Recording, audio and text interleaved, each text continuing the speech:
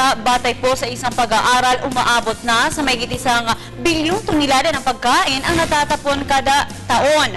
Kaugnay nito, iniulat naman ng World Health Organization na ang kagutuman ang isa sa pangunahing health risk sa buong mundo. May sinimulan ng hakbangin ang iba't ibang mga grupo upang maresolba ang problema sa kagutuman. Narito ang ulat ni Jackie Sai. Sa komprehensibong ulat ng mga international monitoring na pag-alamang maraming naitatapon na pagkain ng iba't ibang kumpanya at maging sa sariling mga pamamahay. Ito'y nakakabahala dahil kasabay ng ulat na ito ay dumarami ang mga nagugutom sa buong mundo. Sa ulat ng International Fund for Agricultural Development o IFAD na italang 1 out of 7 na tao ang nagugutom sa buong mundo at 1.3 billion tons naman ang pagkain na itatapon kada taon.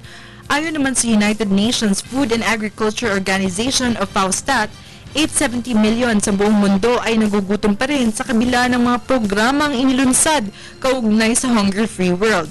Ang World Health Organization mismo ang nagsabi na ang hunger o pagkagutom ay isa sa top 10 health risk, ngunit maaari itong masolusyonan. Napabalita din kasing dami ng konsumo sa pagkain ng mga bansang Europe, Amerika, Canada at Australia ang itinatapon nila.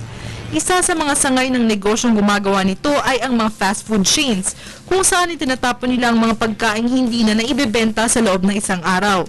Ito ay alinsunod sa intensyong bagong lutong pagkain lamang ang dapat hihain sa mga tumatangkilik ng mga fast food chains na ito.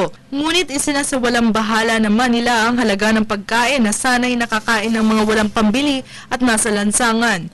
Sa simple ay nakakakita rin ang hindi maayos sa pagtabi ng mga pagkain at pagbili ng higit pa sa kayang kainin kung kaya't may napapanis at nabubulok.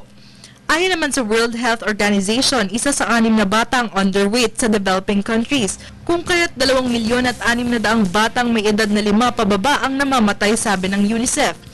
Natatansya naman ng United States Agency for International Development ang 1 bilyong tao sa iba't ibang parte ng mundo na natutulog ng gutom at 200 milyon dito ay mga bata.